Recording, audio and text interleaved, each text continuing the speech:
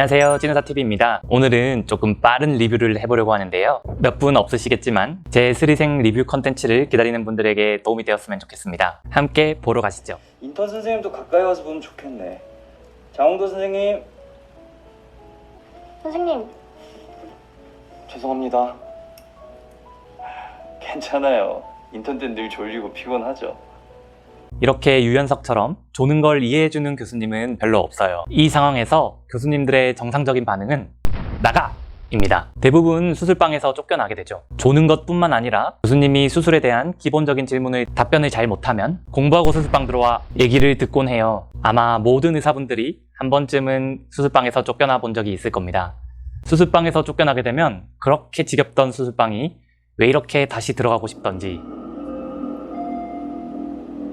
흉부외과 코드블루, 흉부외과 코드블루, 본관 6층 6205호, 흉부외과 코드블루, 흉부외과 코드블루, 본관 6층 6205호.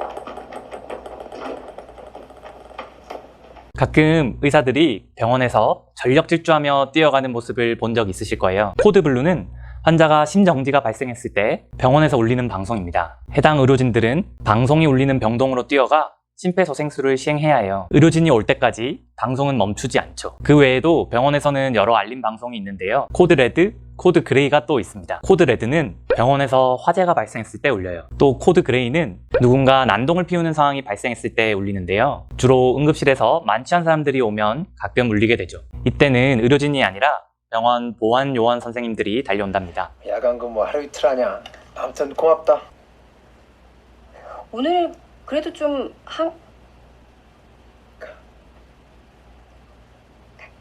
전편 리뷰를 보신 분들은 아시겠지만 이 장면 이제 이해하시죠? 최송화 교수가 주위를 둘러보다가 환자가 좀 없네 라고 말하려고 했던 상황입니다. 응급실에서는 절대 금기어죠. 제 지난 리뷰 영상을 보고 세브란스 주임 선생님이 댓글을 달아주셨는데요. 환자가 없어서 여유롭다는 생각만 해도 환자가 몰려왔다는 댓글이 저도 정말 공감이 되었어요. BP 60까지 떨어졌다. 카디악 탐폰 있네. 복강내 플루이드 컬렉션도 보인다. 뉴모소락스도 있고. 체스트 포트볼 불러주시고 체스트 튜브랑 페리카디오 센테시스 준비해주세요. 네. 흉부외과랑 외과 코레 얼른. 네. 여기서는 의학 용어가 좀 많이 나와서 이해가 좀 어려우시죠? 제가 몇 가지를 풀어볼게요. TA, 트래픽 액시던트, 즉 교통사고로 환자가 왔죠. 바이탈 사인, 즉 혈압과 맥박 등 환자 생체 징후가 언스테이블한 이유는 심장이 잘 못 뛰고 출혈이 대량으로 일어나고 있기 때문이었습니다. 카디악 템포네이드는 심장 눌림증으로 심장을 둘러싼 막에 피가 차서 심장이 뛸 공간이 없이 압박받는 응급 상황입니다. 뉴모소락스는 폐에 구멍이 나서 공기가 새고 있는 상황이죠. 이에 따른 응급처치로는 페리카디오 센테시스, 심장낭에 차 있는 피를 초음파를 보며 빼주는 시술입니다. 또 뉴모센테시스, 흉관을 삽입하여 공기를 빼주고 있죠.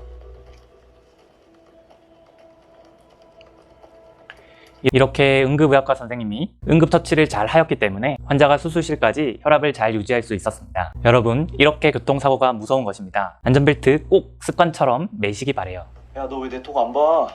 너 톡 볼 시간이 어딨냐? 잠잘 시간도 없는데. 이거 언제 다 하냐고. ABJ 좀 도와달라니까. 네가 알아서 해. 나 지금 바빠.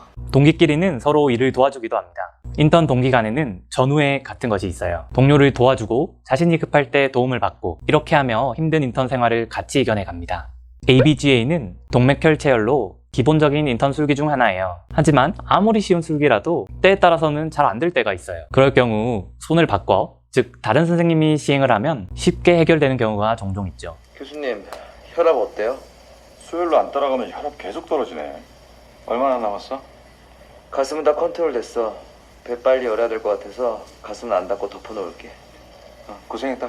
심장 쪽 출혈 부위를 정경호가 잡았는데도 혈압이 자꾸 떨어지니 다른 곳에서도 출혈이 계속 일어나고 있다고 판단되는 상황이에요. 그래서 정경호는 조정석에게 심장은 닫지 않고 덮어둘 테니 배 먼저 열어보라고 말한 거예요. 복부 출혈 부위를 잡는 것이 가슴을 닫는 것보다 우선인 상황인 거죠. 하는 데까지 해보고 못하면 죄송합니다 하고 욕 먹어. 인턴이라 그렇게 막 심하게 욕은 안 하실 거야. 네, 감사합니다. 최성영 선생님이 커피 타주셨어요. 저 완전 감동받았어. 뭐가 정신 차려. 인턴 때는 말이지 선배가 요구르트에 빨대만 꽂아줘도 반해. 너 지금 힘들어서 그런 거야. 지금 제정신이 아니라 그런 거야. 후배 의사 입장에서는 이 모든 힘든 과정을 겪어낸 선배가 기본적으로 엄청 대단해 보입니다. 그래서 영상처럼 조금만 멋있어도 하늘같이 보이죠. 이런저런 이유로 의사들은 병원 내 선배 후배 커플들이 많이 있습니다. 병원 생활을 하면 외부 사람을 만날 시간이 없기 때문에 더 그렇기도 하죠. 준아, 환자분 너 앞으로 갈까 내 앞으로 갈까? 심장 수술도 받으셔서 너희 거가 보는 게 나을 것 같기도 하고. 나도 잘 챙길게. 그래, 기흉도 있으시고 흉골골절도 있어서 우리 쪽에서 보는 게 나을 것 같아. 보호자분한테는 내가 먼저 설명드릴게.